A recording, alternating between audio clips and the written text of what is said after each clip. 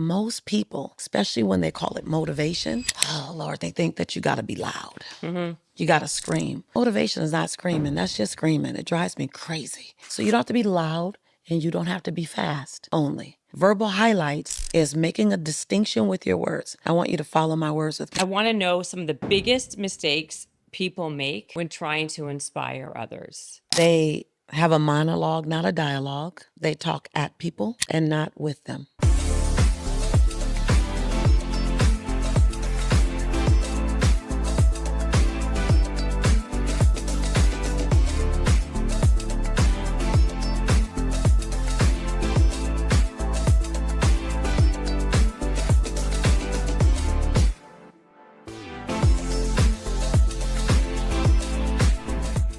Today on the podcast, we have the incredible Lisa Nichols. You guys, I am not kidding you. This woman, when she speaks, it is next level. You really are. Thank you. Like the word motivational speaker is such a overused, stupid hashtag. Thank you. It's horrible. Thank you. I hate using it. I hate saying it. I hate these like trendy hashtaggy words. Right. But like I don't even know the euphemism to describe what you talk about, because I can go through. And I don't ever do this, but the reason why I even like was so like adamant to get Lisa on this show is because— thank you for your persistency. Like, how can I not be?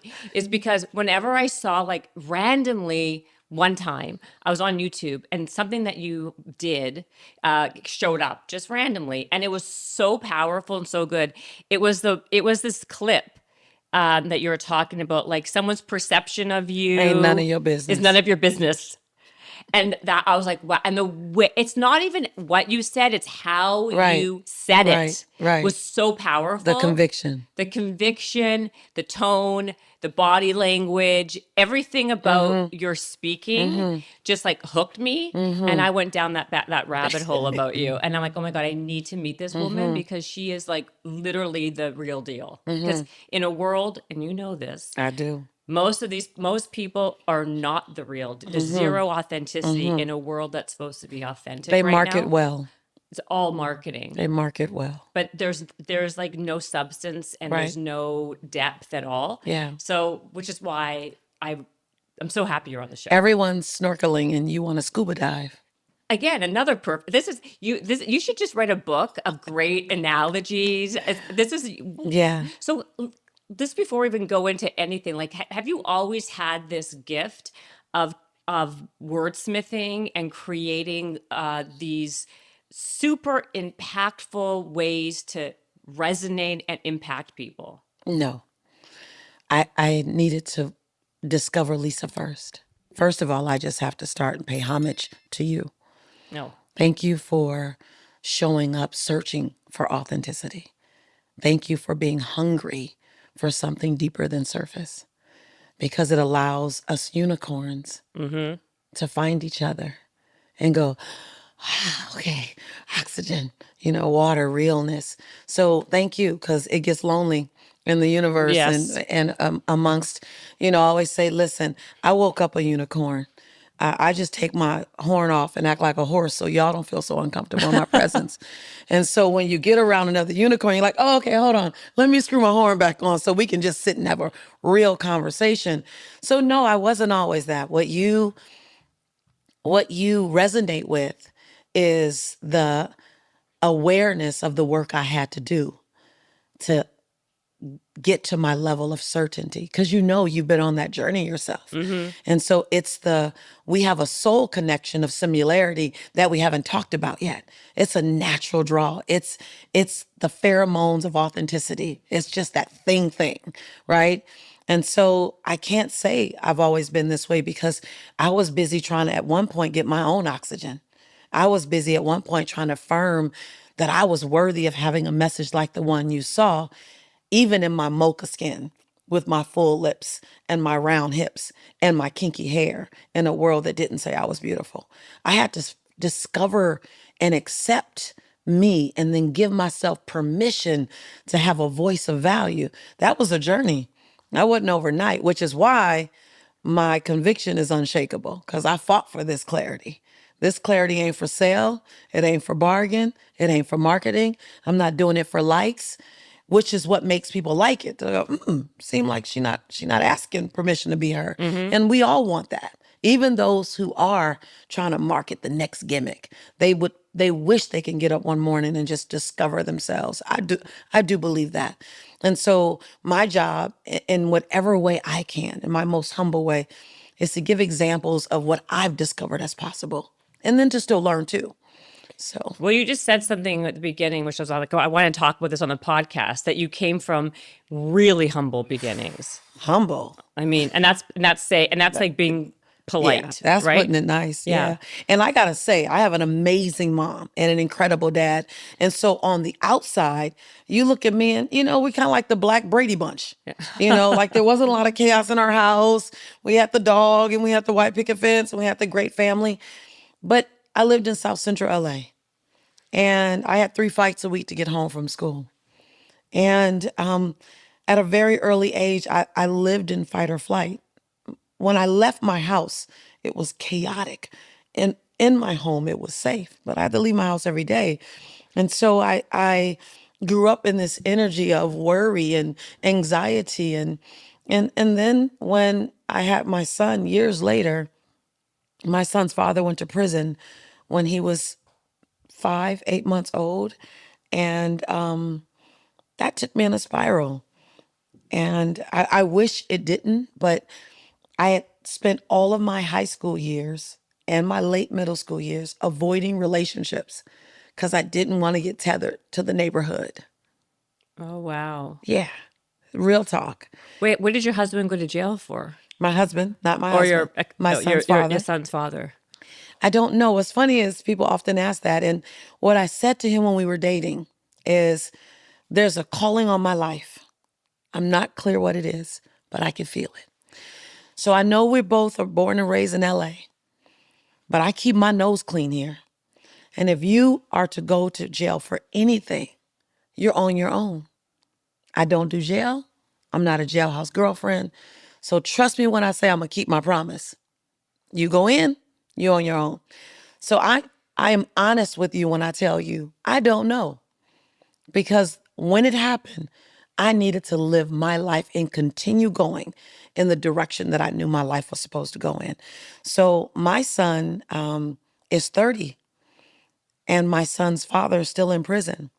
And my son's father, I have to say, is a brilliant man because he's authored 26 books from prison. 26. His first 7 books were authored before I authored my first book. So it is not for lack of awareness and brilliance.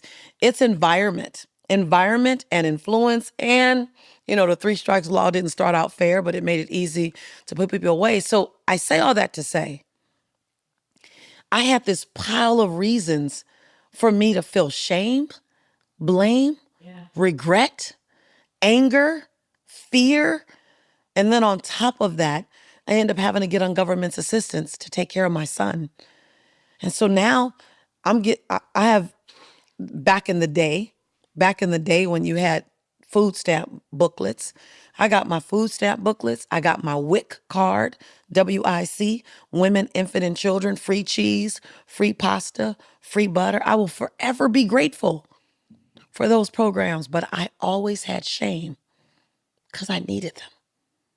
And so when you look at Lisa, who she is today, this was a radical decision, girl, to go, hold on, my past does not equal my future. And this chapter is not the end of my story. And no one else holds the pen to write my story but me.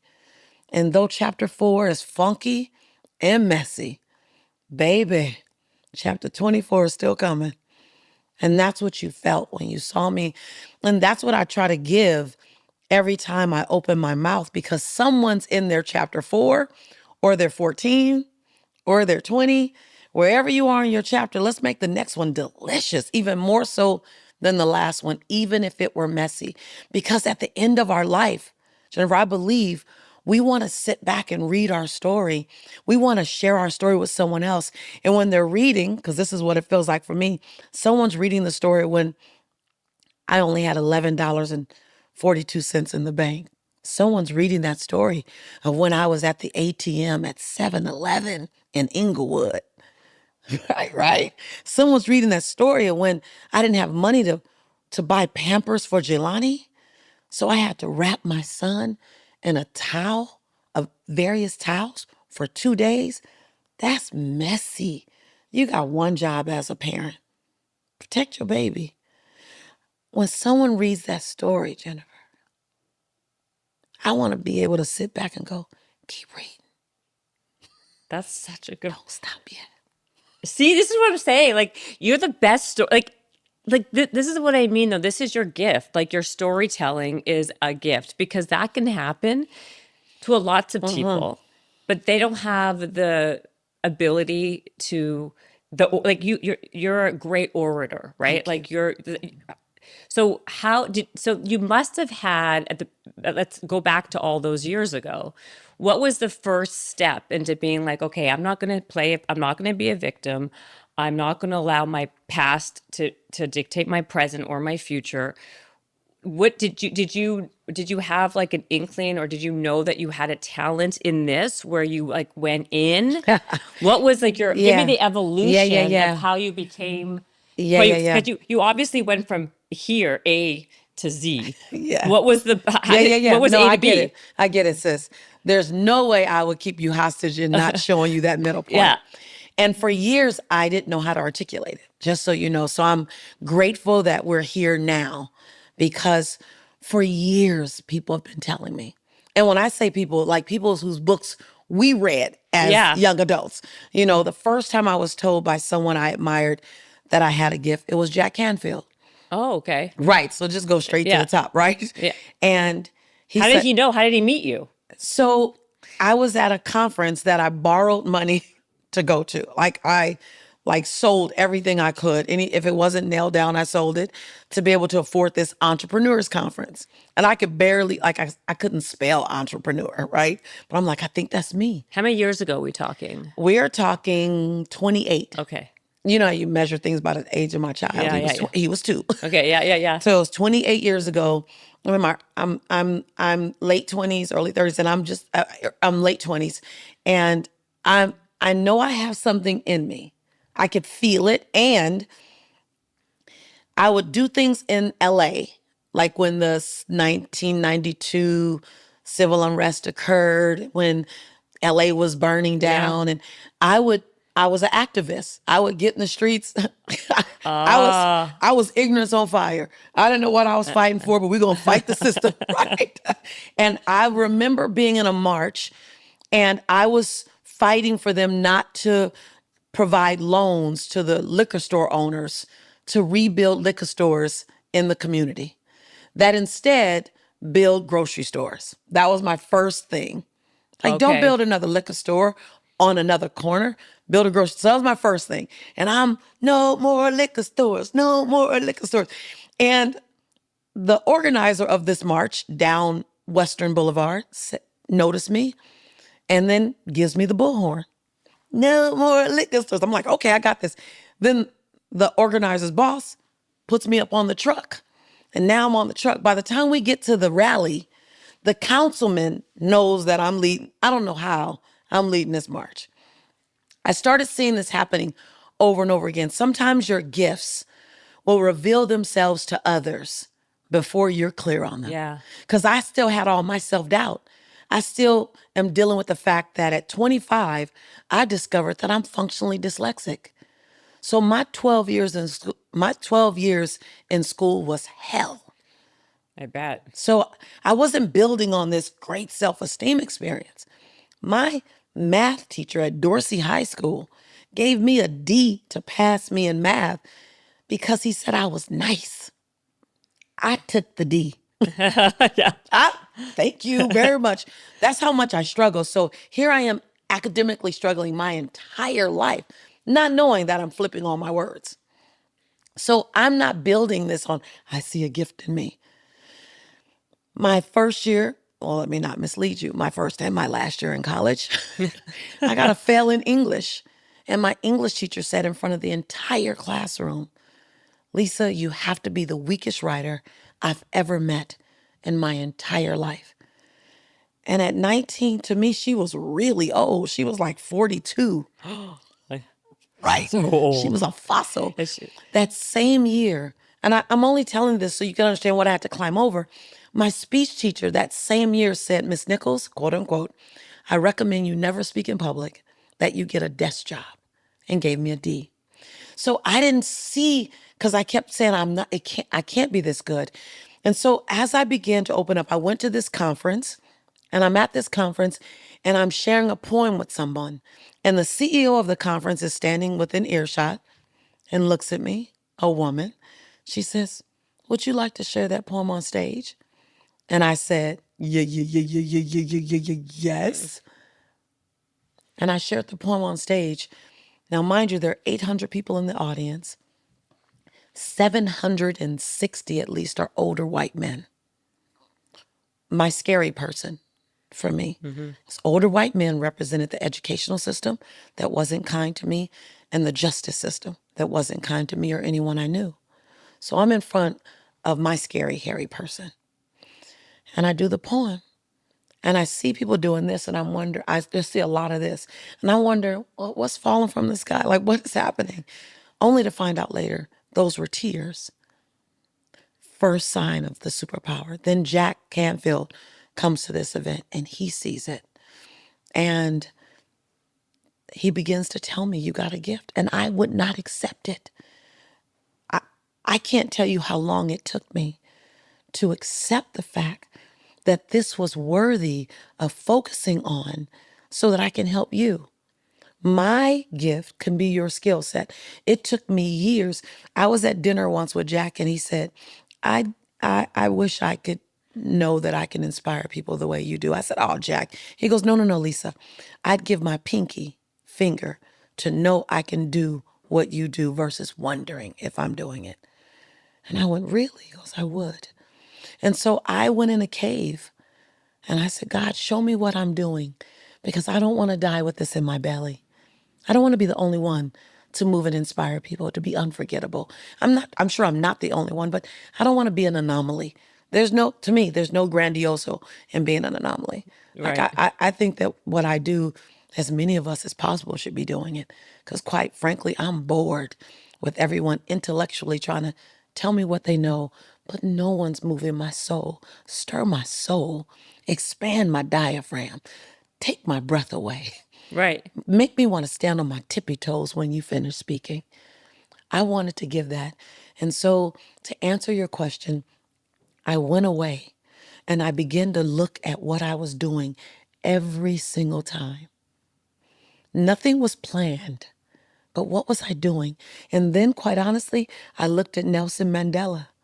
And then I looked over at Dr. Martin Luther King. And then I looked at Mahatma Gandhi.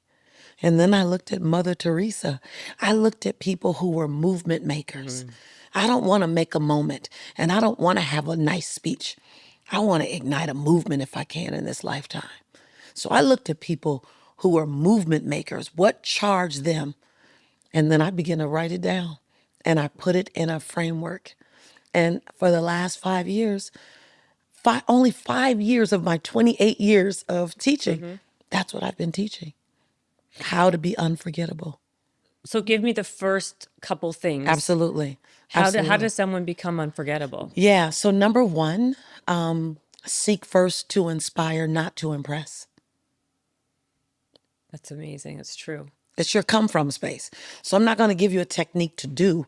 I'm going to give you an essence to be. And if you're willing to be that, now you're ready for the technique. So let's say someone comes to you or they're listening to you and they have no idea where to pull that from. Yeah, absolutely.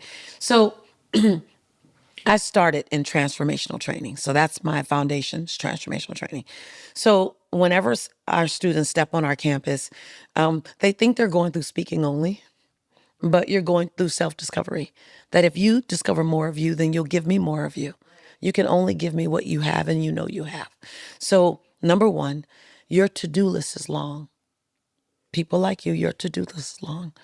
But your to-done list, T-A-D-U-N, to-done list, is a lot longer. What in your to-done list can you give yourself credit for? Just sit in that for a moment. Things that people will never see that you did. The way you love the perceivingly unlovable.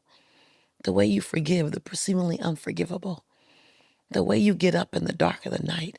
Who you have to be in the dark of the night to show up as who you are in the middle of the day. I said that once to Angela Bassett at an event. I hugged her and I said, thank you, sis, for who you have to be in the dark of the night to show up the way you do in the middle of the day. And she pushed me away. She goes, girl, don't you make me cry here. Because we all know what that feels like. And so first is, can you acknowledge you? 3 sentences will help you. Number 1, get in the mirror, look at yourself in the eyes and say, I'm proud that you, and find 7 different answers. Even if you say, I'm proud that you got up today and brushed your teeth. I'm proud that you walked away from an unhealthy friendship. I'm proud that you put the bread down and picked up some broccoli. Baby steps, but celebrate you. Second sentence. Now I'm answering your question. How do you get to that person? There's a way to get to them. Second question. Cut the shackles. Second sentence, I'm sorry. Cut the shackles to shame, blame, guilt, regret, and anger as it is attached to you by completing this sentence. Look at yourself. Say your name. I said my name, Lisa. I forgive you for. Eye to eye with self. And when I first said it, the first thing I said, now this was 1997, the first time I did this. I said, Lisa, I forgive you for being so lonely that you lowered your bar. Real talk. Lisa, I forgive you for being so afraid of being alone again that you let him stay. Lisa, I forgive you for finding solace in food. Lisa, I forgive you for forgetting your value. Real talk. Now, the first time I did it, you couldn't understand what I was saying. It sounded more like, Lisa, I forgive you. Unrecognizable. But I was just talking to me anyway. Right. Third and final sentence. We're so comfortable making commitments to other people and keeping those commitments to them before we keep our commitments to ourselves. So the last sentence is, I commit to you that before I made a commitment to anybody else, before you make a commitment to anybody else, in the bathroom mirror, right before you brush your teeth, go through all 3 of these. The last one is, I commit to you that. And my first commitments were, Lisa, I commit to you that today I'll think more happy thoughts about you, more nice thoughts about you than negative. And Lisa, I commit to you that today you'll only say yes when you want to say yes. And you'll say no when you need to say no. So to answer your question, there are ways to the journey back to you. I did those 3 sentences every day for 6 months. Now I recommend my students do them every day for 30 days at least. And if you want to go further, go further. But that helps you get connected with who you're going to give to the world. Because you have to be deeper in you, scuba dive, so you can give me more of you. So I can see more of me when I see you. But are a lot of people that you see, are they, they're not able to do that right away, I would imagine, right? There's a lot of blockages, right? Because of, like, we should go back one, right? Because of self-doubt, because of the fear, because of all of these things. So like, that's a great way to kind of tell people to start. Like, that's an action-oriented thing, Baby step. right? It's a big baby step. Is that also how people can start overcoming their self-doubt and beginning to feel confident? I guess, could they start feeling confident in that way? More certain. More certain. Certain over confident. Right. So self-doubt, worry, fear, energy grows where energy goes. So if we put energy on self-doubt, worry, and fear, we're just growing that. So if we do these 3 things, that will begin to dissipate. So every time you say, I'm proud that you're looking at your to-done list. You're collecting evidence. So if you do this, there's a reason why it's I'm proud that I forgive you for. I commit to you that. It's a reason why it's those 3 sentences, because they help you build more certainty in self. They help you go, oh, I actually am okay. Oh, I am not my past. My past makes me who I am. It's not who I am today. It's not my future. And so I say jump into that. Even if I say 7 different endings every day for all 3 sentences, but on day 1, you may have 2. Right. You may have 2. On day 1, you may just stare at yourself. When's the last time you gave yourself the gift of just looking into your eyes in the mirror? Like I did all of my messages in the mirror in the bathroom first. I saw myself. I spoke to me first. Do you know that when I'm on YouTube sometimes, and sometimes it's very strange because I pop up on YouTube in my own And feed. you're looking at yourself. Do you know I listen, but I don't listen as I'm the deliverer of the message? I listen as the woman that the message popped up in front of. And I'm sitting there sobbing, completely disconnected from the fact that it's me talking. Because right now I'm going, God, what in this message did you bring to me that I need right now? Well, you said something that's interesting because when I was watching your stuff, and even you said it now when you were talking about the 7 things that you say to yourself, like, why did I, it's okay. You forgive yourself for this and you forgive yourself for that. Because you said that you were in like this abusive relationship, was. right? Which is an interesting thing to say because I saw this video once that you did about your father taking you on your first date. It was a great video, by the way. Again, this is the power of you, Lisa, because everything that you do, maybe it's just, I can't imagine, it's not obviously just me, it's everybody, but it lands so hard.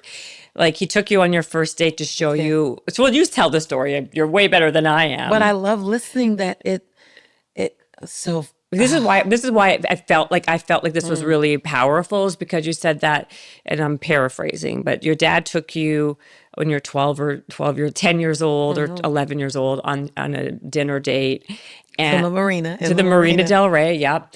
And he said to you afterwards something like, you had a beautiful dinner. He treated you nicely. He was a beautiful napkin, whatever. Opened the car door, did everything. Opened the car door, was very chivalrous, was very gentlemanlike. And he said, now, Lisa, this is how you should be. This is now that you've had your first date. This is how you should be treated. And then it goes. Oh, he said, this is how you get to be treated. And now you choose how you'll be treated. But I wanted to show you how you get to be treated. And you got to watch the clip because I butchered it. I'm so sorry. No, it was so great to hear you reflect on it. I haven't done it in years. So it's so old, but this is how long I've been trying to get you on the show. Oh my gosh. I'm so glad. Thank you for your persistency. So how does that happen? And then I look up. Well, I end up in an abusive relationship. Well, this is what can you keep on making these references that you did grow up really nicely. You had you maybe didn't grow up in a wonderful area, and you were on food stamps. However, you had a nice family, amazing family, a great dad, a great mom. Yeah. And so you don't have the typical foundation to fumble into that. Right. Yeah. And then your dad even showed you how you should be treated. Yeah. And then what was how did you allow yourself to become someone who was in this terrible relationship? Yeah. The first thing I forgave myself for in the mirror was, I forgive you for being so lonely that you lowered your bar. And I didn't see it coming. I wasn't in an abusive relationship that was at all had any indication that abuse was coming. It just hit one time, and that was enough for me. But it hit one time and came out of left field. But I'm sure somewhere underneath 3 layers, there was a sign. It just wasn't the natural signs that we know as signs, raising your voice or being a little overbearing, none of that. At the time, my abusive former fiance was chivalrous and gentlemanly, and all the way up to the abuse, people were asking, does he have a brother? like all the way up. No one said, get away from that guy. No one said that. And so I didn't see any signs because I didn't know that it came in a package of perfection looking like marketing perfection. And then after dinner one night, and after having an amazing evening, after, intimacy, I went to sleep and I woke up with his hands wrapped around my throat, with no argument, with no discord, with no indication of what was going to happen. And from that moment forth, I was with him 3 months, for 3 months after that, because I was navigating my way out of the relationship without being in a body bag. I knew if I gave him a reason, I knew in the pit of my belly that I would leave that house in a body bag. And so I negotiated myself out of that relationship very creatively. And it was the fight for my life, which showed me how I could fight, number one. And it showed me how I needed to be aware of my blind spots. And it also was the catalyst of me being diagnosed as clinically depressed. And that was the catalyst of me getting in the mirror. I had lost Lisa. I lost Lisa in being his fiance. I lost Lisa in having to embrace and swallow that I was now an abused woman with all of my history, with my amazing Superman dad and my Wonder Woman mom. How did I get here? So I love that you asked that question, because I asked myself that question only 9,000 times. And the only way I could navigate my way back to Lisa was to get in the mirror and to complete these 3 sentences 7 different ways every single day for 6 months straight, to go somewhere in this debris of pain, in this debris of guilt, hurt, and shame, anger, and resentment. She still exists. Let me go get her. And I put on my hat, turned on my Dora the Explorer light, and I went after me. And for the now it's been 28 years, I always give that same exercise to people as either your starting point or to ramp you up. I give the same exercise. It's the starting point, Right. mirror work. Because if you can start in the mirror, we can go anywhere. That's great. Because, I think hope is so important, right? Like, and so many people, if they don't have hope, then that's when they really are lost. How did you maintain hope, or how do you tell people to hold on and have hope? Because I think a lot of people, when they feel hopeless, there's no going back. Yeah. I love that question. I really like it. Really? I like you. I like where you play. I like where you live. Thank you. Yeah, I do. I do. I always pray when I'm going into an interview that they'll ask me the real questions. Like don't try to make it stay neat. Yeah. No. Because people are looking for real over neat. I agree. Yeah. Hope is priceless and no hope is costly. And your question was, how do I help people to... When they're really like hopeless. Like I know a lot of people who are like, in the outside, they seem great, right? But they have no hope because they feel trapped. They feel stuck. They don't have the means, and they don't think they have the means. They don't think they have the support to kind of get out of their own way. And so they stay doing something that they don't want to be doing. Yeah. And, it takes somebody who has a lot of self-worth, not self-confidence. Self-confidence is very different than self-worth. You can have self-confidence and be confident in one thing, but have really bad self-worth and then let your life just kind of flail. So that, I think that to me is, I don't know, when people feel hopeless, I think that's when people really kind of go down a bad place. Yeah. So how do you inspire people to feel like, that it's not over till it's over, that they're not alone, that this is just chapter 5 in a chapter book that's 30 chapters. Yeah. Like all the things that you've done. Yeah. I appreciate that question because I think you're reflecting on what my whole life has been. Right. Thank you. I just did a one-woman show on Broadway. Yeah, it's crazy. You did? I did. I know. It's the best kept secret. It When? was in December of 2024. It was a sold out show, 690 seats, not one seat open in the house. It was on Broadway. By the way, I never, ever even have on any vision board that I'd be doing a one-woman show on Broadway. Wow. And I only say this to share that during that show, I told the stories. You would enjoy it. I may tell you about when I'm doing it again, because it was storytelling. All I did was just theatrically told one story after another on the journey of Lisa. And I was able to full on live in the theatrical of it for the first time. I've never done that before. It was so freaking cool. It was excellent. So freaking cool. Like I was a little girl. But I say that to say, when I look at that, I look back at,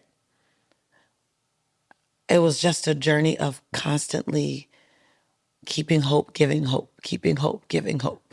So the reason why you make me think about that, because I was like, what was all I've stood for is don't give up hope. And if you do, that's okay. Let's pick it back up again. Yeah. So we don't have to write a 30 chapter book. What I would tell someone who's in that hopeless place to pick up hope again is, let's just write the next line.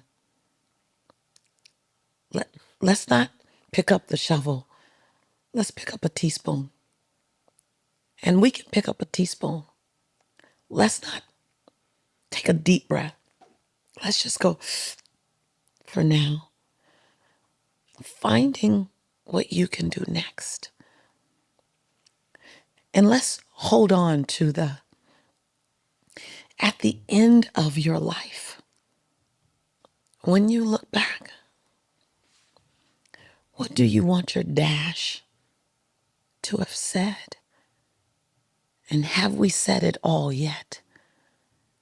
And if we haven't, then it ain't over. It might be hard, it might be messy, but it ain't over. And you might need to walk 10,000 miles, but you only need to take one more step. That's it. One step today. Can we take one step? I think what I've mastered is helping people take one more breath and one more step and go, let me sit in that for a minute. Now let me take one more breath and one more step.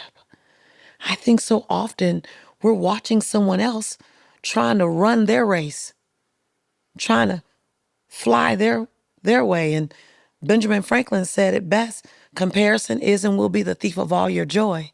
What saved me, Jennifer, was that I wasn't trying to live Dr. Michael Beckwith's story. I wasn't trying to live Bob Proctor's story. I wasn't trying to live Tony Robbins' story or Les Brown's story or Jack Canfield's story, anyone else's story that I was put in the beautiful bucket with them. I'm grateful for the bucket I'm put in. I'm grateful for the people I call my circle. But man, you will not catch me up in trying to run their race. You know what's interesting while you're talking, and I just realized, I've realized this before too, is that there are not many women who do this well. I'm being totally like, I have this conversation with a lot of my friends because, and as you're talking again, it's like even the ones you named, right? They do it very well. Why is that? And I mean, it's the truth. Like, I don't know many besides you. There are women who are doing it, but they're doing it in a very vanilla, in my opinion, very vanilla way. That's not that inspiring, and they're not very good. It's like, and this is like a total tangent, but why is that? That there's not, I can't really point to any that I think are that good. Like the art of storytelling. Truth be said. No, it's true, because think about it, right? Like if you think about like storytelling and all that creativity, all that emotion, you would think that's soul stirring storytelling. Exactly. Fire igniting. Fire igniting, soul wrenching, actually. You would think from what we've been told that it's much more a women centric world. But yet women are not in this space able to really make it land. Have you not noticed this? Oh, girl. Right? It's not. Let me just say, it's been lonely. It's like if I were to ask you in your world, don't ask me that. I'm gonna have to.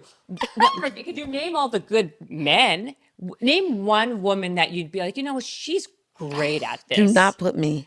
Because like she's really inspirational. She's really someone that I think does this really well. Can you name one? That is in this industry. Yeah, in this industry, who is, and I hate that word motive. I'm not transformational, self-development, personal development. Okay, let's just go with personal development. Okay, it's a much more generic. That's an unfair question because I have girlfriends in this industry that. Okay, but I mean, I get it. I've met a bazillion. Okay, as I'm sure you can admit. There's. I don't think I've met one that's like honestly amazing, like great, not even amazing, that good. Well, so let me just say that. Can you name one? Just one. I'm not asking for more than one. Right. Just one. We'll be back after this commercial break. Because you can't think either. See, you can't, right? I know some beautiful souls that are getting stronger because they recognize that there's a gap. And I can say this, no, I cannot answer to the level in which you're looking, because you're looking at probably for them to touch, and there's some level of resemblance to where, I only know my marker. Well, okay. I only know my marker, and no, I don't. But let me just say this. Quite honestly, I don't know a lot of dudes who do it either. I'm not saying dudes are that great either. Right. But I will say, if I were to count on my hand, there's more guys that I feel who are closer than the women. And in fact, actually, I know this to be true in other ways, because other places that are hiring, they're looking for women because there's like all these big organizations, and they're like, we can't always bring in men. Like they we're have trying a to hard find, time. They can't find what they can find for women are women who are talking about who are business oriented. You're right. No, you're absolutely right. So let me give you a bit of why I believe it to be so. Okay. I know this is because as you're talking, you're so impactful. It's like there's nobody. I'm just thinking about it again. It's been lonely. Yeah. And from my mouth to your ears, any woman who wants to become unforgettable speaking, I want to coach them because it's been lonely. Well, but isn't it good for business that you're the only, like there's not many?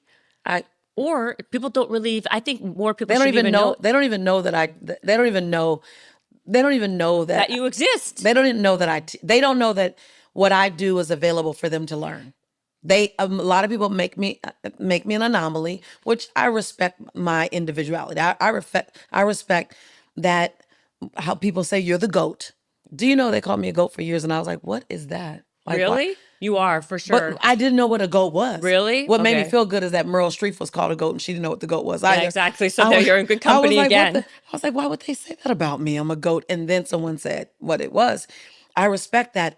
What but a part of it was I didn't know how to teach it for a long time. It wasn't until Jack Canfield, JJ Virgin, Vishen Lakiani, Marcy Scheimhoff, many of the people who were very successful said, can you please package what you do and show us how you do it? They made, my friends in the industry said, help make us better. And then I finally sat down and I put together what I call the science of unforgettable speaking. And I gave corny names to stuff that I do, but I created it in such a way that I can show you the beginning, middle, and end of it. And then I started teaching it and watching people get really, really good at storytelling. So are they? Because I mean, yeah, no, there are people out there who they started with me at a 3 and now they're a 6. They're not a 10 yet. They're not a 10. They're not a 10 yet. So I want to be honest. They're not a 10 yet, but they have the skill sets now that can make them constantly get better. Okay, so this is the other question, skill versus talent in this area. Most other areas in the world, in anything else, in sports for high performance, which is what I'm involved with, I do a lot with.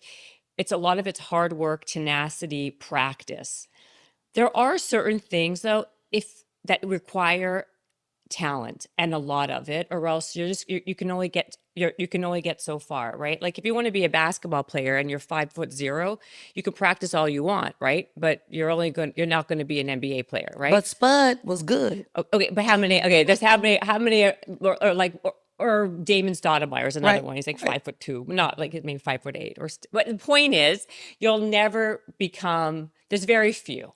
There's a difference between you and LeBron James. Right. It's a major. Yes. There's a no. Yes. No, you're absolutely right. Like hard work gets you so far.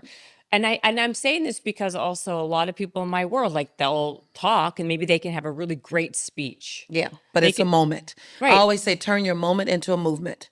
Because everyone's creating great moments. And you said that earlier. You started with that. Yeah. And while I'm honored that people will say, you're the LeBron, you're the Michael Jordan, you're the, Kobe Bryant. Where I am now in my life is I want to be Phil Jackson. Right. I want you to really get this. If I watched you at a keynote nail it, because you learned how to tell the story, you learn how to do audience connection, you learn how to do verbal highlights, you learn how to do cadence and iteration play, like all these techniques that I've created, I'm going to be so beaming on the front row. It's much more than I beam when I get off stage. Right. When I'm off stage, I'm like, thank you so much. You get off stage and you nail it, oh, we about to throw you a party. That's where I am in my season. So let me give you a technique right now. May I do that? Yeah, go ahead. Yes. Yeah, because I want to show you how the techniques, it's not magic. Yeah. It's not magic. Now, I respect what you say and I agree. Some of it's essence. Right. Like I got faith. I got unwavering faith from my core. I have done the work on me. So all that zhuzh, that comes from me. But I can give you the techniques that you couple with the personal development of self, and all of a sudden you can become untouchable and unforgettable. Go ahead. I want to hear. So one technique is audience connection.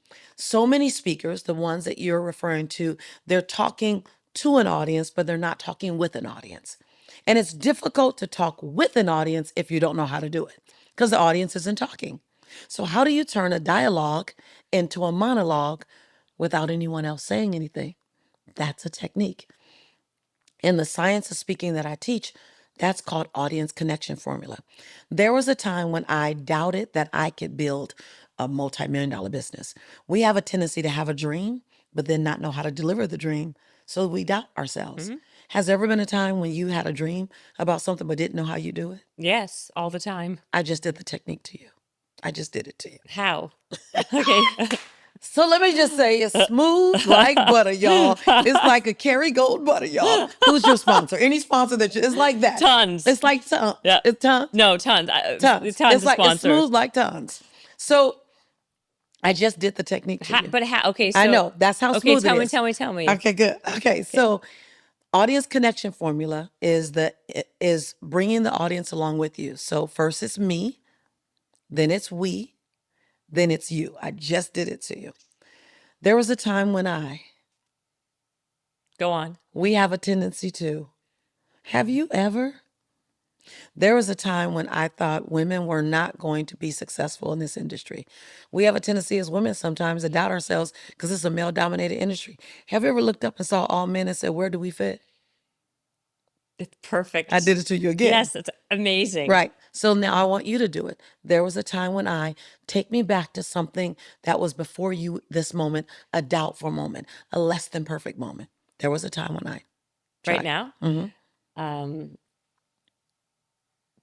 Oh God. There was a time when there was a time when I doubted myself. Okay. There was a time when I doubted myself. We have a tendency to be scared of failing, so we don't make it. We don't even take a shot. Have you ever? Have you ever had that experience before? Absolutely. What you just did was you went back. So most people, old school speaking, they're on top of the mountain saying, the atmosphere is good up here. Come join my atmosphere. No one's turned on by that anymore. We're a social community. We want to climb together. So with the audience connection formula, you walk down the mountain. There was a time when you grab my arm. We have a tendency to, and you walk up together. Have you ever? That's a great tactic. Okay, give me another one. I have 16 of them. Okay, give me another one. So good. Give me another one. You want another one? I do. This is amazing. Okay, I would hire you in a second. And by the way, okay, this is totally true. So like, there's a lot of people who like have to talk, not because they want to talk, but they have to. So they want to be good at it. So you want it, and like, I'll talk for myself. There's been things that like speaking gigs that I was, offered, and I'm like, I don't want to do it because I'm bad at it. I'm scared of it. And therefore I just won't do it. I know. I have a lot of people like that.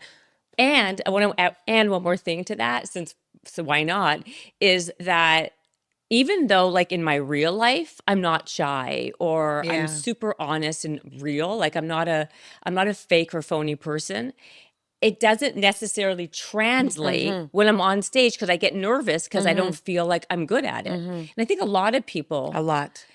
But the people who are really good at it, they're actually like the most disingenuous. They're not they're not real. They're not even good at it, but they became master marketers, or they have a great speech person who gave them a great speech and they just practice it. I love serving people like you, which is why I'm probably the best kept secret, because I don't go up and announce. I had no idea you even did this. I don't go and announce because in addition to the yous in the world, all of the fake folk will run, consume me, throw lots of money at me. And I go, I really don't want to work with folk like you. Like, I love helping great people uncover or build their superpowers. So I always say the techniques I give you, they're a superpower. What you have to commit to me is you'll use your powers for good. Because here's what I could tell you. You learn these techniques and you don't even know why you're becoming, like you can stand still and people begin to come to you. You don't have to pursue as much. Okay, give me another example. Absolutely. Yeah, this is great. Yeah, so that first one is called audience connection formula. Okay. Me, we, you. Just fill in the blanks. There was a time when we have a tendency to, have you ever? That's it. I love that. Okay. Now you're climbing with them. Okay. And then let's see another technique. I'll give you this one. So we are a world of rhythm. We love rhythm. We love music. When I was in Taipei, no one spoke English. But when they put on Beyonce, You Should Have Put a Ring on It, 3,300 people were singing, should have put a ring on it, right?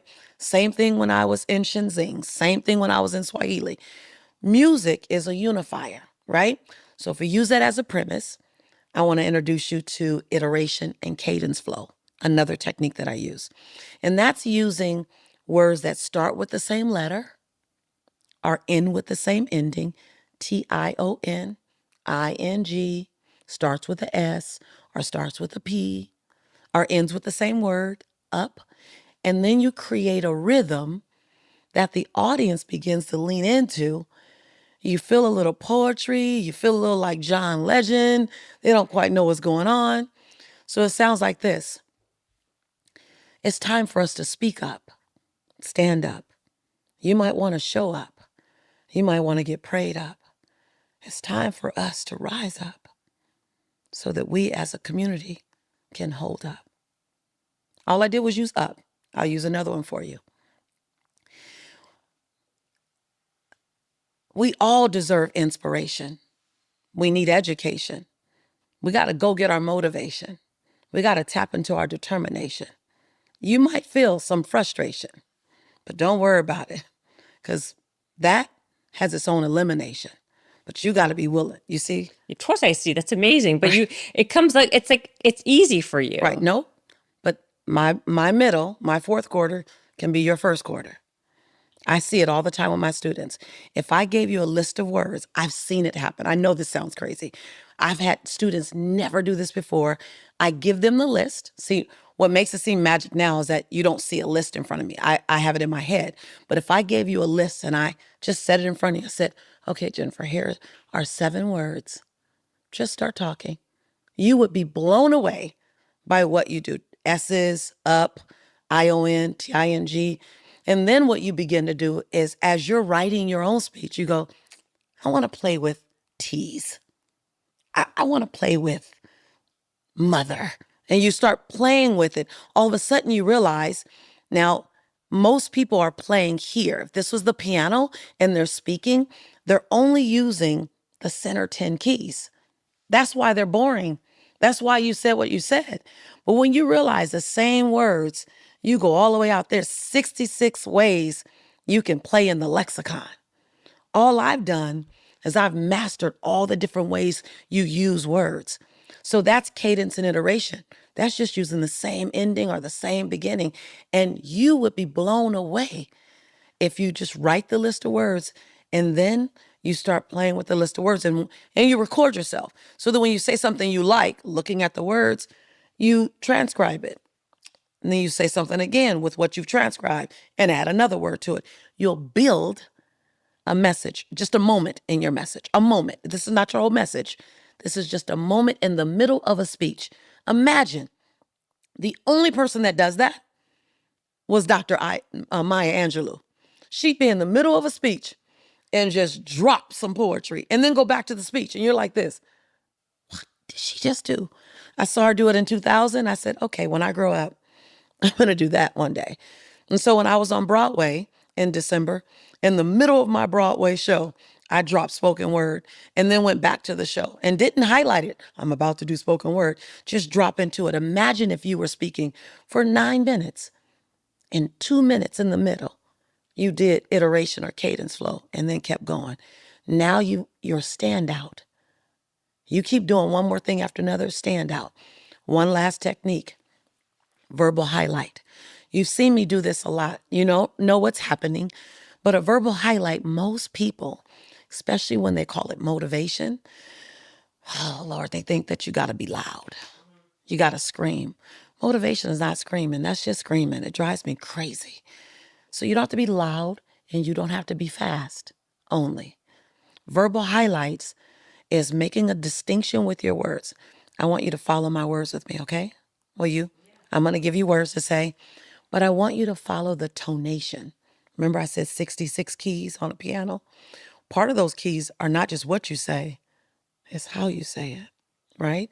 So when you felt that, for me, normally you also experience verbal highlights. Repeat after me, along with my pacing and my tone, okay? Okay. I'm committed. I'm committed. To be the best version of myself. To be the best version of myself. I don't apologize. I don't apologize. For one thing that's happened in my life. For one thing that's happened in my life. Because it makes me who I am today. Because it makes me who I am today. And I like her. It sounds weird when I do it. I had this woman on my show the other day, which is completely, I'm talking, so coincidental. She's like the top voice coach in the world, right? She works with like the Shakiras of the world, right? And everybody. And she walked me through, which is so weird, how your voice is like an instrument for like power and authority. And she was doing all these things about like quiet and then louder and you're kind of saying similar things. And I have no idea. And you have no idea about that. But like, But yes. Doesn't it come across, if I do it, disingenuous? No, because you're going to place it to the appropriate words that it fits for you. I see what you're saying. I just have you repeating after me right now. So you're just like choosing words that I chose for you. But when you are saying, like, if I can ask you, what's one moment in your life? Give me a little bit of a moment in your life when it felt, I don't know if I'm going to bounce back from this one. It tested your faith. A moment of that? Yeah, a real moment. Actually, right now in my life. Okay. Let's unpack it. So without even knowing the details, I'd love to work with you because then we go and make sure that you feel safe about that thing. Yeah. Because until you feel safe about that thing, it's not available to the world. Right, exactly. I was going to say, that's Like, why I don't want to say it out loud. It's not available to the world. I remember when I first got frauded. I got frauded in my company, and one of my employees said, I don't feel like you're being genuine. I said, why? She goes, because we're dealing with this fraud and you're not telling anyone. I said, oh, sweetheart, please. I don't tell anybody about a battle that I'm still fighting. Yeah. Soon as I get through this one, whether I win or lose, then it's available. But right now, this is mine. I'm quite comfortable with the stories that are still mine. And I'm quite comfortable with the ones that never belong to the public. But the ones that I give you, I'm going to give you as much of me so that you can find you. So this other technique is called scooping. I'm not going to tell you how to do it now because it's kind of advanced, but I'm going to tell you the theory because you can appreciate it because it's what you experienced with me. Everything I'm telling you, you experienced this with me already. It's why I'm here. It's why you worked so long to have me here. You didn't even know what was happening. Scooping is I tell my story in its own authenticity, but I widen my story up in the examples enough so that you can see a part of you in my story. Oh my God. That's exactly why people like you. And now that is, I will tell you, that's LeBron James level. That's not a first level. No one that I've taught how to speak at the first level can do that. But if you get the first level, if you get the audience connection formula, you get the cadence iteration, you get the pregnant pause. I just taught you verbal highlights. Verbal highlights is range. We just work on range for a while. I listen to your story and I go, tell me that again in what I call the bottom of your belly. Top is, hey, we all get to be happy. Bottom of your belly is because abundance is your birthright. That's non-negotiable. You see the power? Yeah, yeah. Like, abundance is my damn birthright. Right? Like you feel 100%. Okay, so give me an example of when you've done that. Because I mean, I've seen so many of your videos, right? Like, yeah. Did you see me on the stage at Agape? I'm in the black dress and I'm like, my English teacher told me. Yeah, that's what I told. And I said, but other people's perception of you. That was the one I said to you. None of your business. But I don't have, I not forget about me. People like don't have that flair, right? Like this is what makes you right. you, right? You're right. But you gave the story, like this is a couple things. You know how to pull stories. Mm-hmm. Like again, when you ask me and you can ask a million other people, they won't even know stories. Like they've had a lot of life experiences, but they don't even know how to like extract them from themselves. So you don't look for a story, you look for an incident. And isn't it the same? No, it's not. People think stories have more range. They have their totality. If I ask you, Jennifer, find an incident that made you go, oh, that hurt, or wonder, or did I make the right decision? We go back, we sit here long enough. I have an example for you. There you go. This is like this is more like a meeting. But like what I was going to say, this is interesting. I did a TED Talk a few years back that went viral, and it was based on this story that was very, I think it was compelling to everyone because people can, basically it was about the fact that when I was a kid, I got Keanu Reeves to help me make a demo tape for a job, and nobody thought I could do it, and everyone laughed at me. And then I met him somewhere, completely miraculously, I asked him and he ended up saying yes. And they came to my house and my mom made him like cookies and lunch. And then I like basically had a camcorder and he allowed me to interview him for an hour so I can be a VJ on MTV basically. And so, because I thought nobody would like look at me unless I had a big celebrity, right? And I told all my friends and they all laughed at me and then he ended up doing it for me, which was like a big, and so I talked about in my first TED talk, the power of being bold. Cause that my word is being bold. Like chase what you want. Don't take what you get. Like chase, chase, chase. Don't just sit back and acquiesce to good enough. And I think it did very well because I think everybody feels that they acquiesce to whatever's in front of them and what's good enough. So it connected to people. And because it was such a like real story that people thought it was like cute that this like kid who's 17 did all this stuff to get to Keanu Reeves and it actually worked, right? And the idea of like being bold and not letting your self-doubt, right? Anyway, why I'm bringing the story up is it had a lot of these elements that you're talking about, right? Unconscious competence.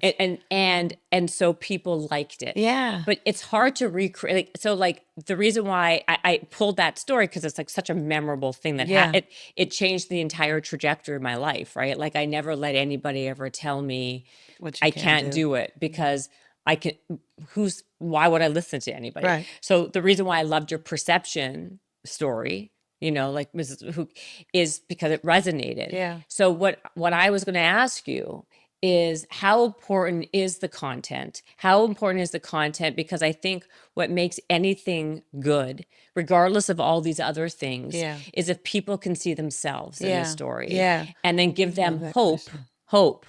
Because hope is such a big thing, in my opinion, too, that they too can do this. Yeah. They too can live that life. The technique I call scoop them. That's when you said scoop. You can scoop. I could see myself in your story. Right. That's so important. It's so important. And the more intentionality you do it with, while keeping the integrity of your story. That's hard. The mistake that people make, because they don't know the technique, is that they get out of the story and start teaching. You can't teach and be in the story at the same time. You're either in the story or you're teaching. Most people don't know how to make them sit next to each other. Another technique that I teach is the bridge. They don't know the bridge that connects the story to the content and then the content to the story again. And after this interview, I think you're going to watch me differently, like my students do. I tell my students after we do this, I say, go back and watch me now, because now you're behind the black curtain. And now you're going to go, ooh, she just scooped me. Ooh, she just audience connection for me. Ooh, she just verbal highlight. Now that's great. Your brain is looking at the techniques. Because if you can nail the techniques individually, then we can technique stack. And that's what makes you unforgettable. But do you do one-on-ones or do you do groups only?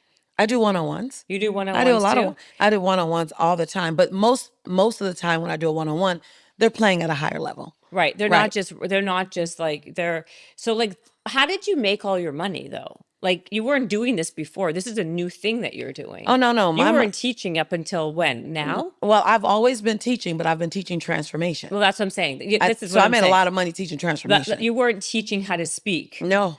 This is your new thing. The industry pulled me into it. Right, because you're so good. My friends were like, we want you to teach us how to do what you do. Like they forced me to do it.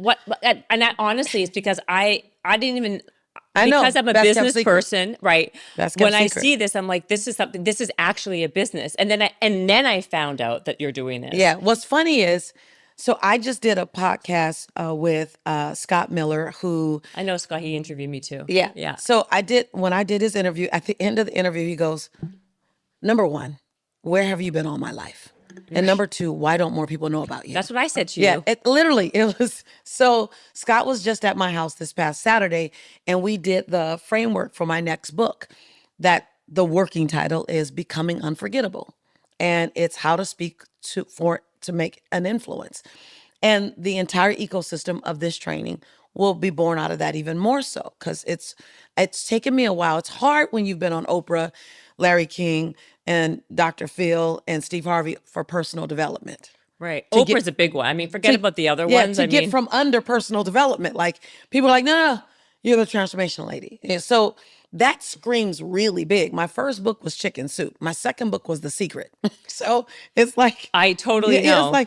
So people, they want me for that. So it was the industry leaders, Vishen Lakhiani, CEO of My Valley. I know him too, he always says, she's the only person that I flew 33 hours in coach in a middle seat because it was the last seat on the plane to go to her speaker training because I needed to know when she finally decided to teach it. Totally.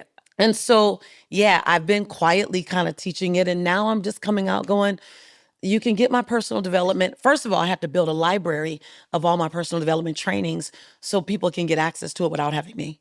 This is so interesting to me in a real way. I think this is the most because that's how everyone knows you. I mean, that's why you were I until you just said that I forgot about the chicken soup secret and the secret. I mean, you did the two biggest and Oprah.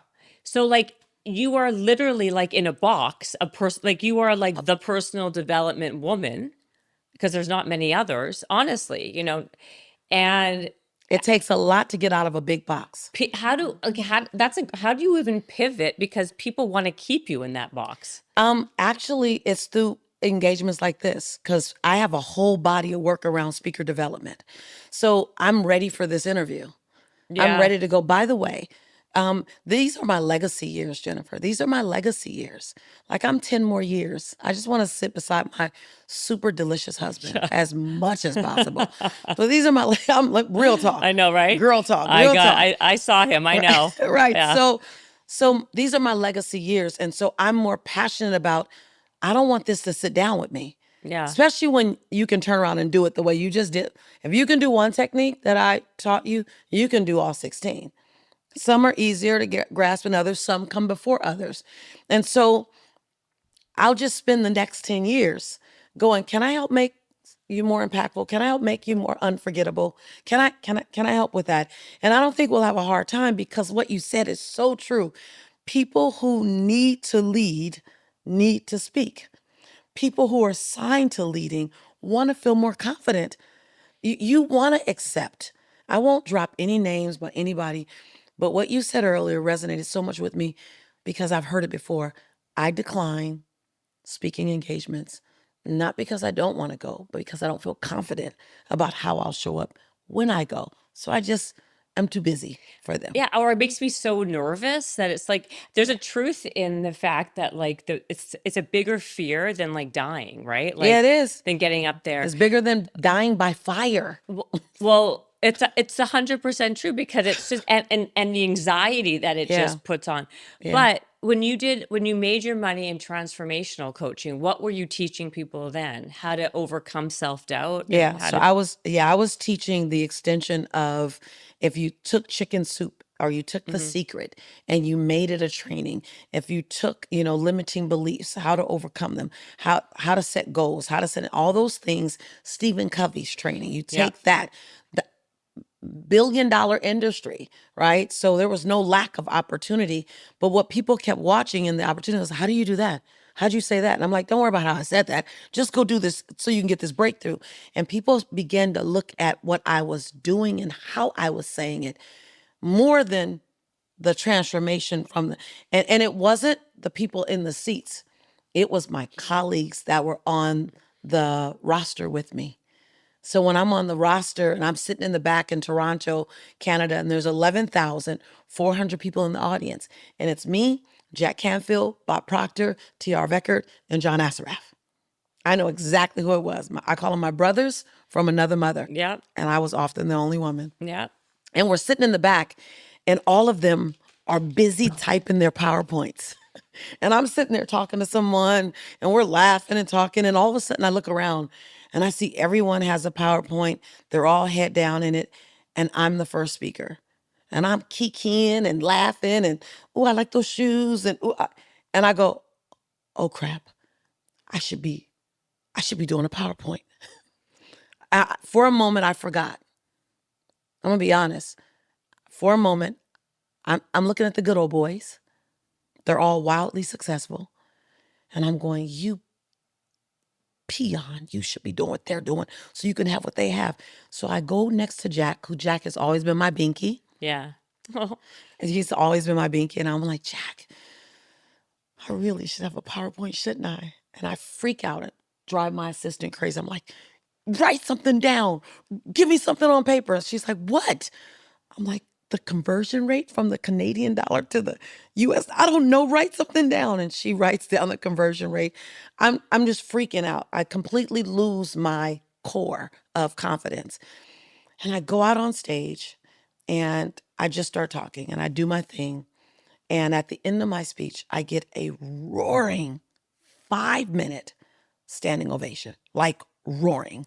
And as I'm walking off stage, Jack's walking up because he comes after me and he goes, don't you ever, like he was like pissed, don't you ever talk about needing a PowerPoint again.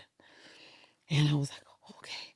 And and at the end of the night, we all have dinner together and Bob Proctor comes over to me and he says, I've never seen you speak, young lady. Because I'm just trying to get into the clubs. Yeah. I said, yeah, I've seen you speak. You're amazing. He goes, no, I'm good. You're amazing. I took 4 pages of notes.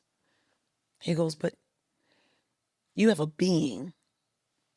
There's a being in your belly, a being. Yeah. He goes, and you offer your being to the audience.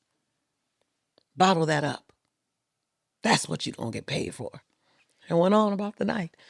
When I tell you every speaker I've ever admired, because I'm young in the game, like not so much now, but back then. Yeah. You go back to 2006, I was the youngest person by 10, 15 years. Right. They had all been established. I'm literally putting my credit card on hotels saying, run it for one night at a time. Right. Like real talk. Yeah. I'm there for 5 nights, but I'm like, don't run all 5 nights. Like it was very bootstrapped. Everywhere I went though, the speakers would look back and go, wow. Do you know the torment that came with? I would go back to my room and I'd cry and go, what? What is it? Because I don't know how to bottle it up and sell it. Right. I don't know how to offer it. What are they seeing? First, I didn't know what they were seeing. And then I didn't know how to contain it. Then I didn't know how to articulate it. Then I didn't know how to shape it. Right. Then I didn't know how to serve it to you the way I just said, do this technique. I didn't even know. So it was in my unconscious competence.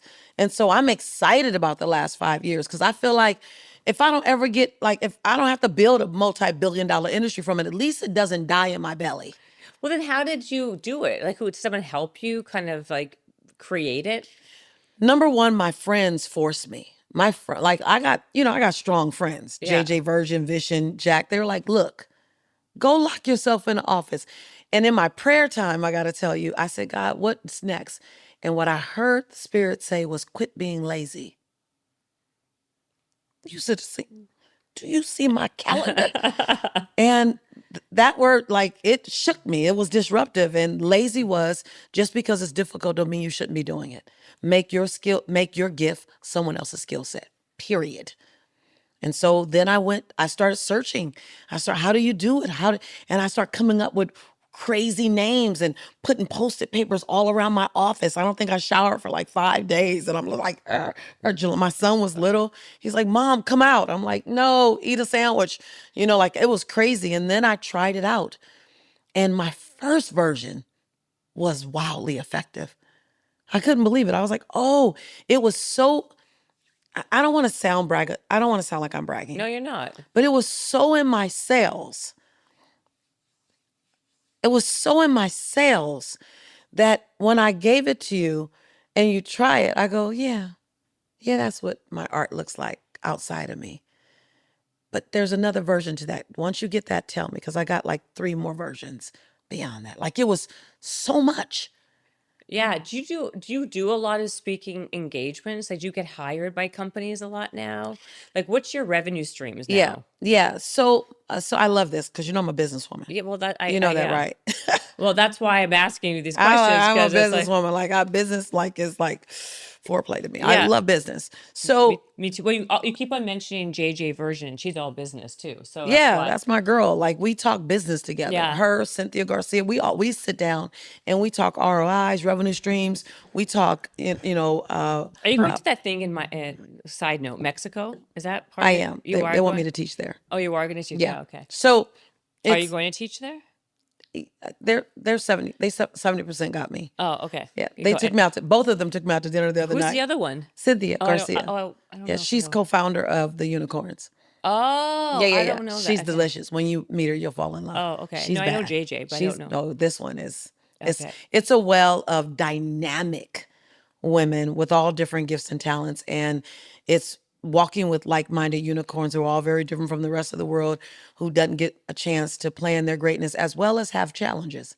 Yeah. Because the world doesn't like, we're not allowed to complain out loud because our problems are what people are pursuing. Yeah. And I'm mindful of that and sensitive to that. But in that environment, we get to be all things. And it really is a sense of sisterhood. I'm not real big on like girl bands and girl groups. And it's not, I mean, I'm kind of an alpha woman.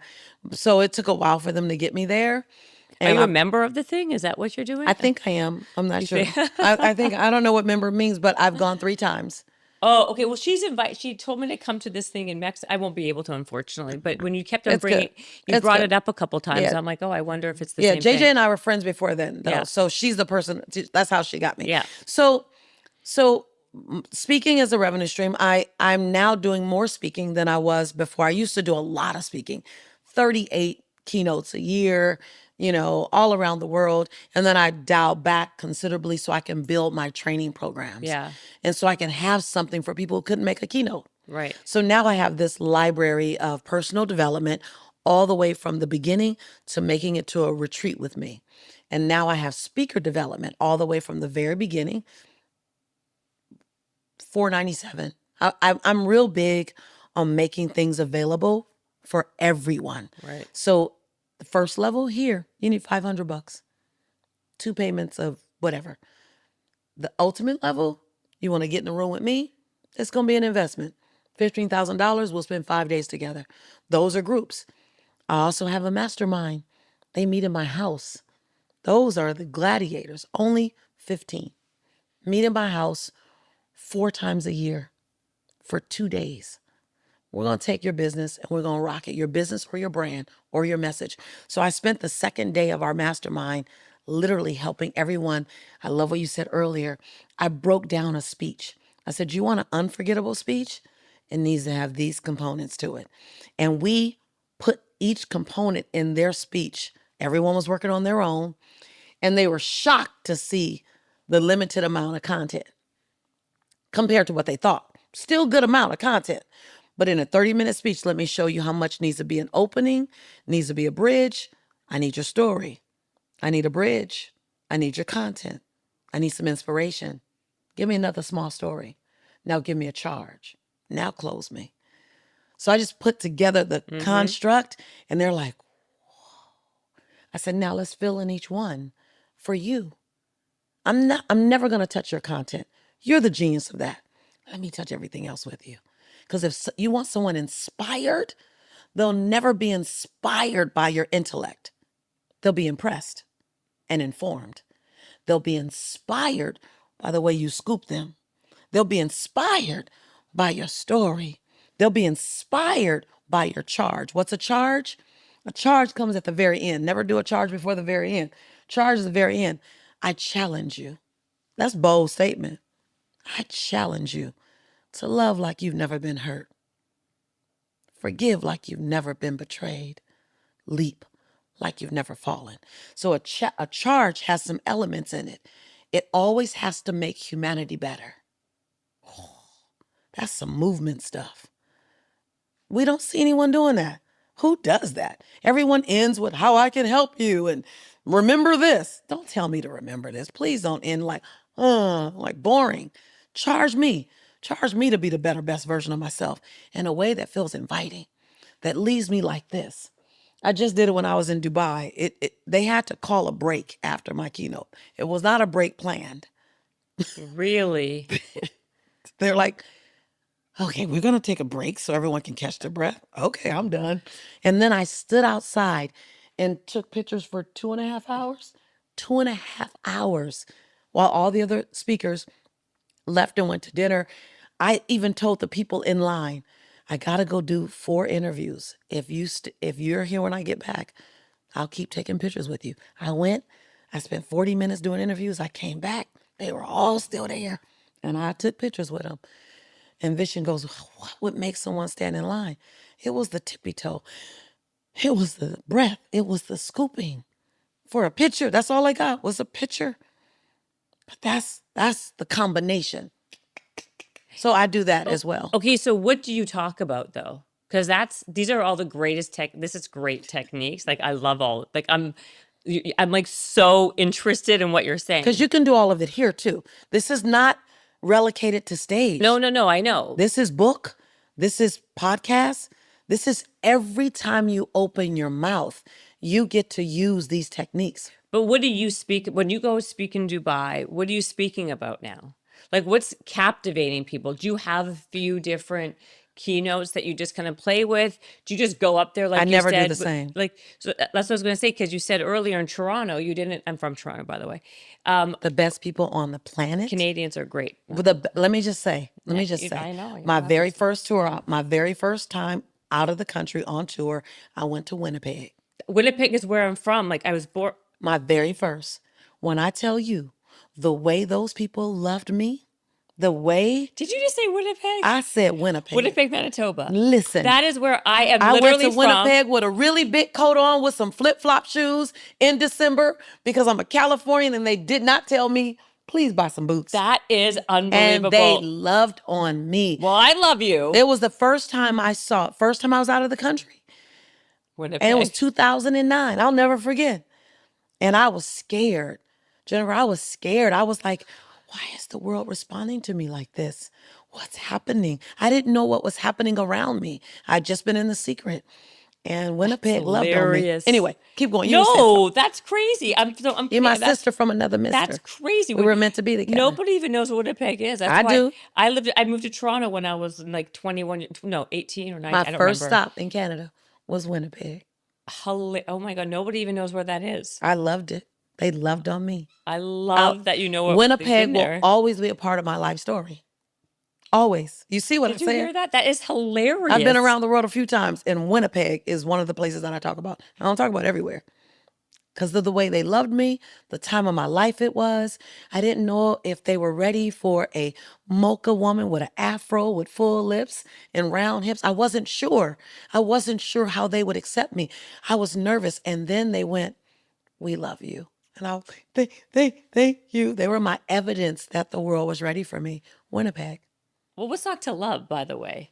I mean, but you said that but I don't even know what was I going to say about, when you do, so you just go up there when people, and you just talk. No. So, number one, I don't invite any of my students to do what I do. No, I know. I'm fourth quarter, Michael Jordan. But I can teach them how to do the version. So what I do is I ask the same 3 questions. This, I will invite you. Please do this. I ask the same 3 questions to every host that hires me to come everywhere. And I coach my students to do the same. I ask the question, what do you want the audience to feel as a result of my keynote? What action do you want the audience to take as a result of my keynote? And what would you like them thinking at the end of my keynote? What do you want them to think about? Same 3 questions every single time. And then I make the rest up to get there. But let me tell you what I start with.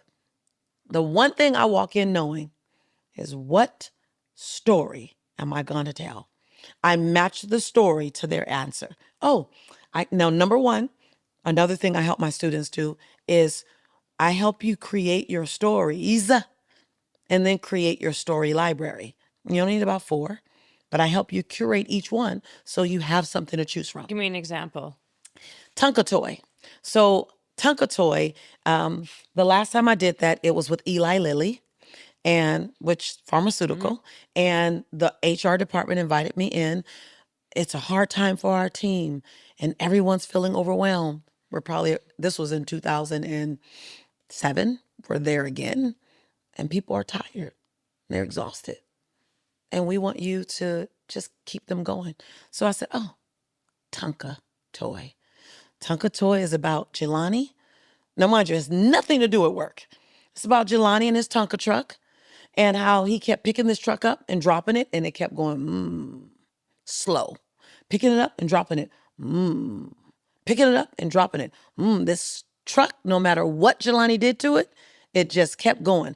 And at the end of telling that story, toward the end, I go, when Jelani would pick the truck up and drop it, I was surprised it would keep going.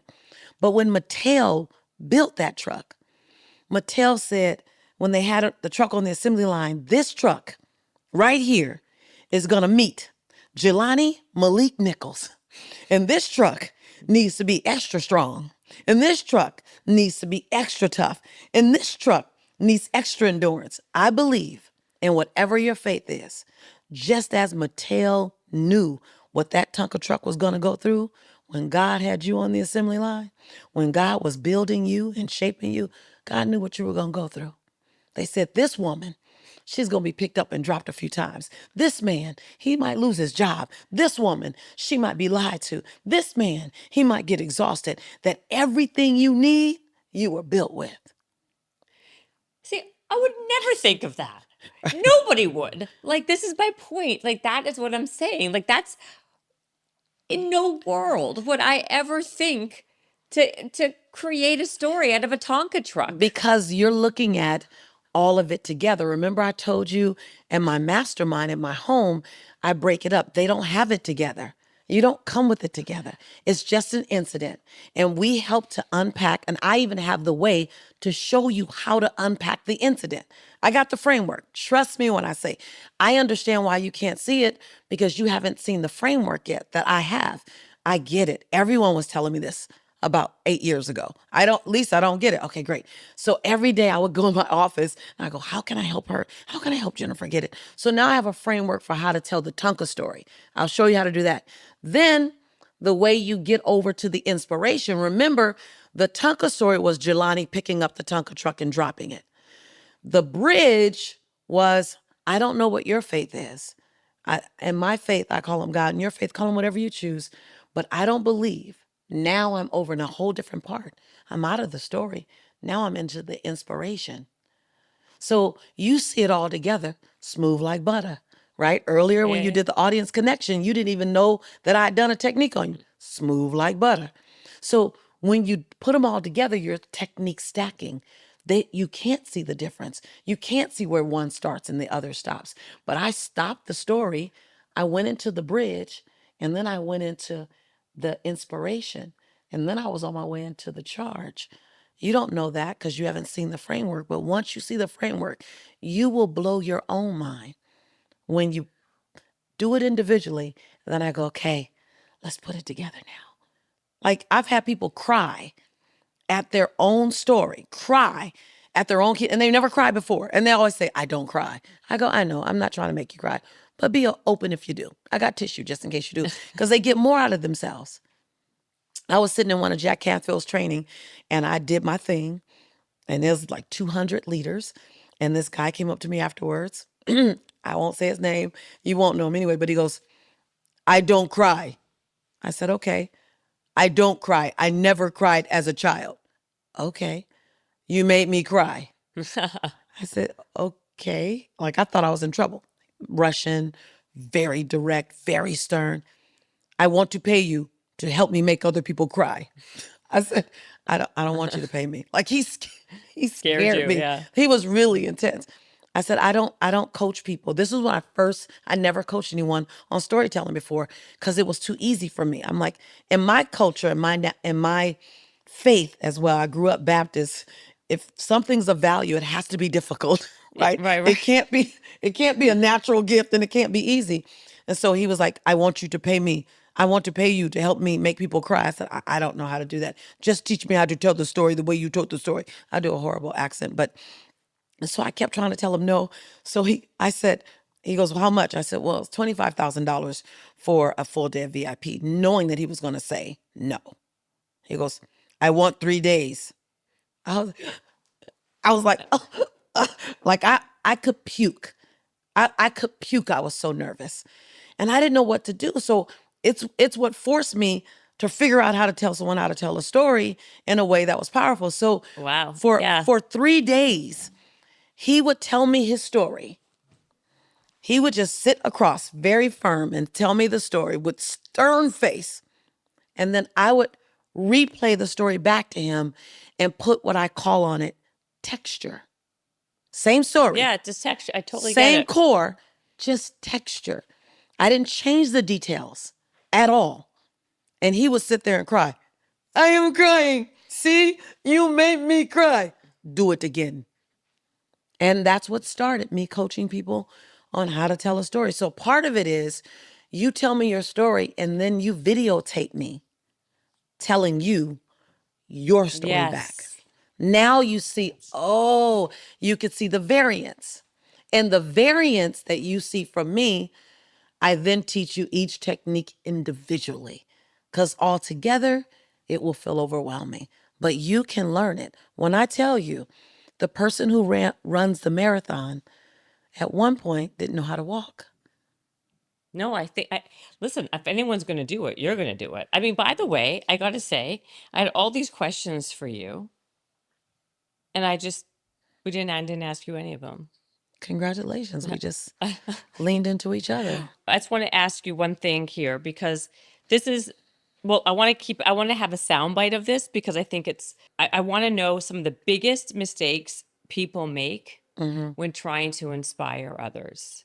They have a monologue, not a dialogue. They talk at people and not with them. They expect their audience to put skin in when they're not putting any skin in. There's no transparency. There's no vulnerability. You want me to give you my all, but you've given me nothing. They speak as if they've arrived and not as if they're on a journey. They touch humility at the beginning as a protocol and they don't live in it. They ask the audience to buy something from them before they've earned the right to sell. They do passive aggressive shaming. Shouldn't, wouldn't, couldn't. They assume that everyone starts at the same dot. You are here. Not everyone's there. Speak to the variance of the human experience. Many people speak through one set of lenses, whether it's a cultural lens or a gender lens or a faith lens, and they don't allow multiple lenses to exist in the message. And I have to, as the listener, find my lens instead of you giving it to me. And I just want to know that I fit in this story. So the listener is trying to fit in your story. You pushed a button like you. No, I think all of that is why I think that's so accurate, right? And I think that's why being able to connect with an audience and do storytelling is what you do so well is so hard, right? And after all of this, I still think it's something that it's an art.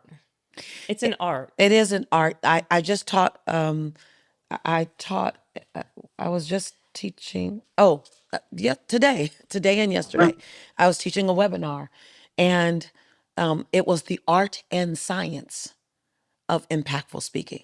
It is an art and it is a science. And a lot of people have the science, and people who are just great orators, but you don't quite know where they're going, they have the art. But when you dance, which is, I think, the answer to your, why am I one of the only women, if not the only woman, is because I pull in the art and science. And linear people who need to be anchored, they're going to ground in the science. And people who are about the emotion and the feeling, they're going to be rooted in the art. And if you can dance art and science, you'll get them both always.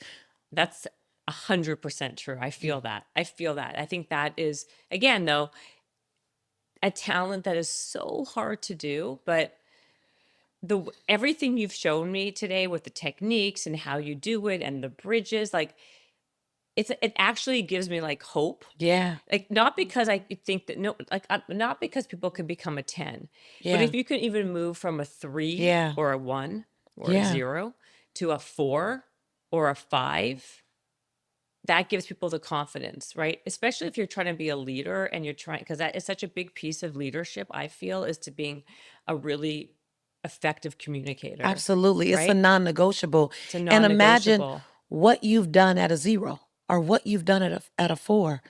If we can take you from a 0 to a 4, from a 4 to a 6, now what will you do? Absolutely. Okay, now completely switching gears.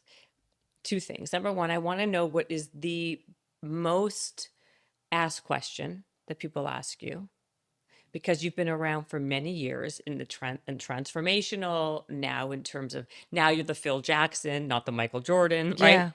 What of all these, the span of years, what is the thing that you see the most and what people ask you about the most?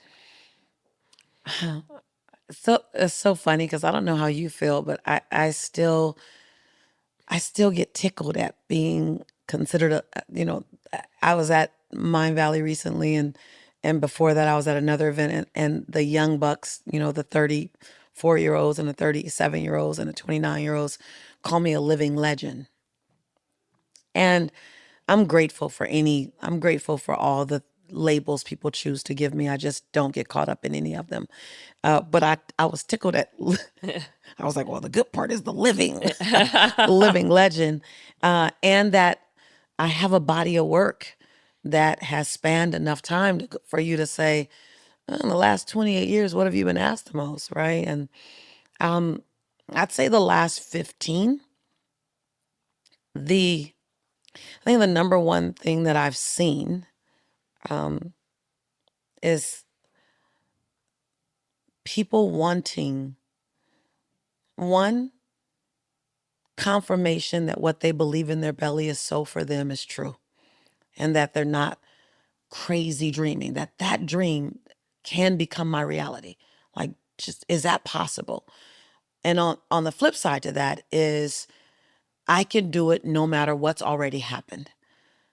Like, I like, that's my possibility no matter what's happened. So people want confirmation and validation that that is a reality that's yours to have, and it's not keeping score on anything that's already happened.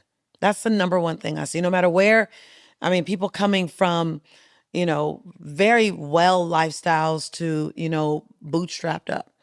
The number one question that I'm asked, and a lot of people ask, how can I be unforgettable? I want to make an impact. How can I make an impact? I want to make an impact with my life. They may not want to be Nelson Mandela, Mahatma Gandhi, or their version of that. That's me. I really want to do. I want to do human work. I want to do human work, and if I can do human work by giving people their voice and helping them strengthen their voice and make them unforgettable, and then my work here is good. So I'm excited about, my next 10 years. The question that I'm probably asked the most now is, what would you tell your younger self? Mm, Yeah, yeah.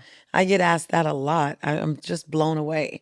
I would say, what would you tell your younger self? And I laugh because it used to be my younger self, and I think, oh, my 20-year-old. Now I think my younger self is my 35-year-old. My younger self gets older. How old are you now? 58. Oh, 58. Yeah, Oh, great. very excited about that. Love my 58. Um, but I get asked that a lot because people are looking for it. I love what you said. Between A and Z, tell me what's in the middle. You're at Z, right? But what's in the middle? And people are looking for breadcrumbs, instructions, frameworks, blueprints, evidence, outlines. And I believe that a lot of times the experts are offering the possibility without the outline, offering the possibility without the blueprint, because they're afraid that if they give you the blueprint, you'll stop coming to them and stop giving them your money. That's my opinion. And so I love making it available.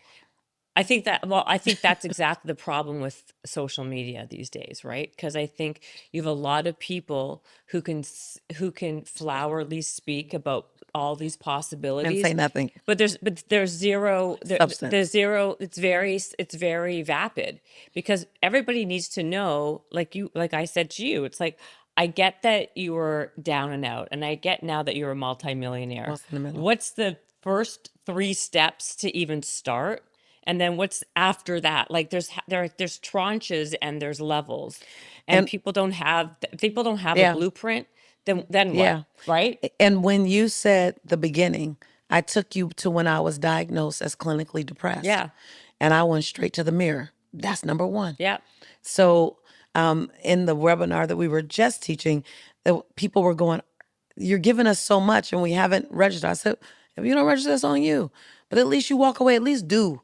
And Right. I'm a coach. So I go, if you're not going to act on what I gave you for free, there's no sense in registering. There's no sense in following me, because you like the sexy conversation more than the application. And application is not always sexy. Application births outcomes. But it's like an athlete. I'm an athlete. I ran track. I swam competition. I was a synchronized swimmer. You know, the swim meet or the track meet, that's only one small part of the entire week. I also think that the actual meat is boring, right? Like, what you have to actually do, it's the daily habits that Yeah. are exceptionally boring, Yeah. that you have to do at nauseum over and over and over and over again before you move on and get good at them, And right? everyone wants to fast forward, Google download, Right. excellence. I want to Google download mastery. I don't know how to tell you how to get to the top without the stairs. Right. You need to there's, and I love that But line. I'll climb beside you. But you got to build your glutes and your hams and your quads and your calves. Speaking of which, also, side note, you said you lost 100 pounds. How did you do it? Well, it was a number of ways. It wasn't pretty. And that's the Broadway show that I talk about. It was the first time I revealed. I had 6 blood transfusions in 3 years. Yeah, we're gonna get distracted with that. Like, that's a whole. Oh, okay. Like, Then will you you'll invite come me back. back? Yeah, I was going to say, like, I have a whole list. I have a Will you whole thing invite of me back? So yes. when we come back, I'll talk about my health transformation. But before I talk about my health transformation, I'd love for us to create a safe space for me to reveal my health hell. Because while I was making bestseller after bestseller after bestseller, I was going through a private health hell. Wow. Another conversation, whole nother day. We're going to have to drink some of the stuff. We're going to have to light the candle and zen out the room. Oh yeah, I was not expecting that. So I know you weren't. No one.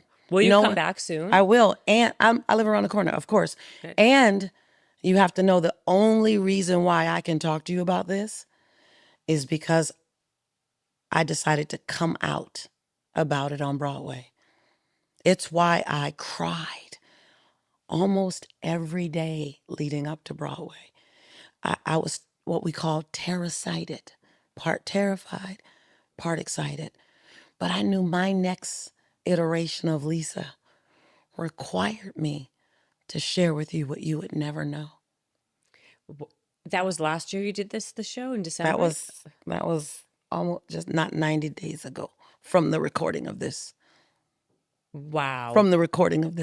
From sitting in front of you, not 90 days ago. Okay, I'm not even going to ask you Yeah, another don't question even. about it. Okay, It's so big. Okay, fine. Okay, But so just for the record, I'm in discussion to do it again in another country, which I'm sure you have a passport.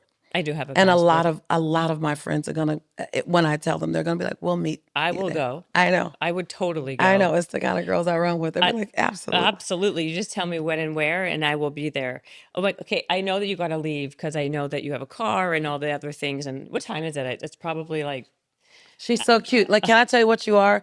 You're like new girlfriend drunk. I love it. Like, you're like new girlfriend. And I only know it because when I feel it and I see it, you're new girlfriend drunk. We'll spend time together. oh my God, she's so I love you. Because you know what I love about you? You have such a nice way about you. And I love the way you described. Like, I just like, because you're authentic and real, number one. But like, you actually give people, and you gave this episode tangible Yeah. things Yeah. that people could integrate. Yeah. What my biggest pet peeve is when people leave everything and they're very verbose and they talk in platitudes, and then people get nothing. They get zero to extract from and they can apply to their own life. And then I leave like very kind of unfulfilled, and then I have to be polite and nice because what else am I going to do? I And then love you. I so love the fact that there are other humans. Sorry for your experience, and I'm No. glad that there are other humans that understand the pain. Like, if this is painful, I'm at events. Yeah. I'm at events, and this is my experience. And then they want to go to dinner with all of us. I said, there is no way I am going to extend this experience beyond these moments. So thank you. No, thank you, because I don't do well in, I don't suffer fools well. I don't like to sit with people who are very like here and very like there's no Snorkeling. It's snorkeling. You want to scuba dive? I want to like I like to get right in there. I felt it. And get shit like get in there. I cannot stand the surface like la li li li li and then like leave very very unfulfilling. So you delivered, lady, with your green hat and your leather pants and all of it. So thank you. You're welcome. And there's one more gift that I brought for you. Oh, it's on your green leather pants. Yeah. You can have these. Listen, and I do pass on my fabulosity to my friends. Okay, do I like them? I'll be done with it, and then I'm not attached to it. So, I brought a link to a quiz that people can see. How do I rate when it comes to speaking? And most importantly, what should I do when I'm there? What should be the 2 things I focus on to move the dial and to move the needle? I realize that I come and I do this and people are like, okay, what do I do? Where am I? And I spent 6 hours on an international flight curating what should you be looking for to really see, am I at the beginning levels? And by the way, there are people who have been doing it for 15 years who rate at the beginning level. Yeah. And then am I right in the middle? And am I a little more advanced? And then what should I focus on? That's the most important part. What should I focus on if this is where I am? You don't want to eat the whole elephant. No. I think What that's a should good be point. my next bite? So if it feels right to your community, it allows you to kind of see where you are and how to get to the next step. Because I'm a breadcrumber. Can you give me breadcrumbs? Can you show me how to step forward? Can you give me some clarity? So I think most people are breadcrumbers. That's the thing. And I think that you need breadcrumbs to see a path, or else, there's no path. Yeah. But okay, Lisa, go check her out. She has this program. Check her out on Instagram. She's going to come back for part 2. You promised, Lisa. I will. Take the quiz, see where you are. Don't judge yourself too much. You have the link. I think it's motivatingthemasses.com/quiz. Well, I'm going to put it in the show notes. You'll do it. I don't know what it is. We'll put a show notes. Don't worry about it. But find out where you are and give yourself grace. Be gracious wherever you are. Be gracious. Thank you. I so enjoy you. You are a breath of fresh air. You are. Seriously. Yeah. Thank you for your commitment to have this conversation with me. Thank you for having the conversation with me. Absolutely.